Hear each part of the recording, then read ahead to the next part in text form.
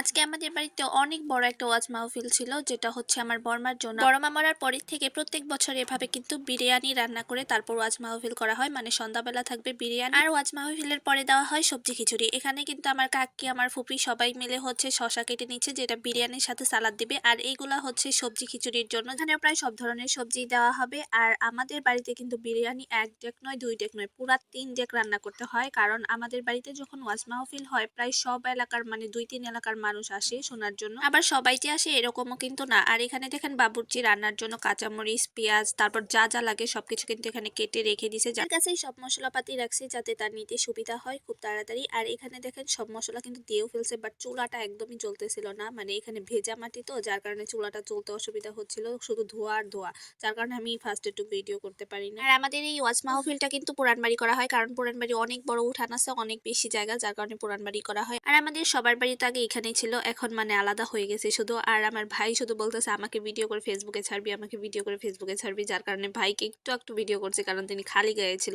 আর এখানে দেখেন সব রকমের মশলা, মানে আমরা যেভাবে রান্না করি বিরিয়ানি সেম টু সেম ভাবে, বাট উনি কিছু আলু বোখরা আরো কি কি জানো এগুলো অ্যাড করছে।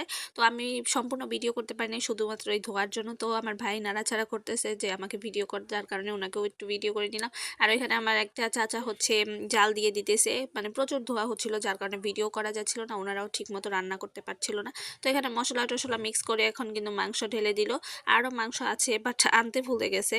পরে যাই হোক, পরে ডেকে ওইগুলা দেওয়া হয়েছে। এখানে হচ্ছে মাংস সবগুলা মশলার সাথে ভালোভাবে মিক্স করতেছে, কিন্তু জালটা জ্বলতেছিল না, যার কারণে হচ্ছে এরকম দেরি হইতেছে, লেট হইতেছে। চুলায় গরম পানি বসিয়ে দিছে। আচ্ছা, কারা কারা বিরিয়ানি রান্না করতে পারো বলো তো, মানে বাবুর্চি স্টাইলে? আমার মানে তার হাতের বিরিয়ানি অবশ্যই খেতে যাব, কারণ আমি খুব একটা বিরিয়ানি রান্না করতে পারি না, বাট কাচ্চিটা মোটামুটি পারি। আমার আম্মুর হাতে সবকিছু অনেক বেটার, মানে আম্মু সবকিছু অনেক সুন্দরভাবে রান্না করতে পারে। তো এখানে আরো মাংস ঢেলে দিল, মানে এইগুলো এক্সট্রা ছিল সেগুলোও ঢেলে দিল। মানে মাংস কম হবে বললো বাবুর্চি, যার কারণে আবারও মাংস এনে ঢেলে দিল। আর আমরা আলাদা বাড়িতে হয়ে গেছি, তাতে কি হয়েছে, আমরা সবাই কিন্তু সবসময় মিলেমিশে থাকতে পছন্দ করি। মানে আমরা পুরান বাড়ি সেই আড্ডাতেই বেশি। আর এখন তো আমার বিয়ে হয়ে গেছে, যার কারণে ততটাও বেশি আসা হয় না। মাঝে মাঝে আসলে খুবই মজা করি আমি ফুপিদের সাথে, একদম ফ্রি স্টাইল। বাড়িতে কোনো রকম কোনো অনুষ্ঠান হলে সবাই কিন্তু একসাথেই কাজ করি। দেখা দেখা হয় না যে এটা ওর অনুষ্ঠান, ও করতেছে আমি কেন কাজ করব, এরকম কিন্তু কেউ ভাবে না। সবাই সবার কাজ করে দেয়, যার কারণে অনেক ভালো লাগে আর অনেক মজা করি আমরা সবাই মিলে। তো ওয়াজ মাহফিলের জন্য অর্ধেক তাম্বু হচ্ছে টানানো হয়ে গেছে। আপনারা এই তাম্বুকে কি বলেন অবশ্যই কমেন্টে জানাবেন, আমরা তো তাম্বুই বলি। আর এইদিকে বিরিয়ানি মশলা সবকিছু রাখা হয়েছিল, আমি আরেকবার ভিডিও করে নিলাম যে আমি যদি কখনো রান্না করি কি কি লাগে সবকিছু আমি বুঝতে পারবো বা সুন্দরভাবে দিতে পারবো। আর এখানে কিন্তু মাংসগুলো কষানো শেষ, আর এখানে উঠিয়ে রাখছে। আর চাল টাল যে দিছে, আমার কোনো কিছু আমি ভিডিও করতে পারি নাই ধোয়ার কারণে। তো এখন নামিয়েই ফেলতেছে একদম বিরিয়ানিটা। বাট বিরিয়ানিটা এত মজা হয়েছিল, হাত চেটে পুটে খাইতে ইচ্ছে হইতেছিল। এখানে কিন্তু 3 ডেক রান্না হবে, মাত্র 1 ডেক রান্না করা শেষ হইলো, আরো 2 ডেক আছে ওই যে উপর করে রেখে দিছে, ওইগুলাতে এখন আবার বসাবে। আর এখানে দেখেন মাইক রেখে দিছে, এই মাইক দিয়েই কিন্তু মাইকিং করা হবে।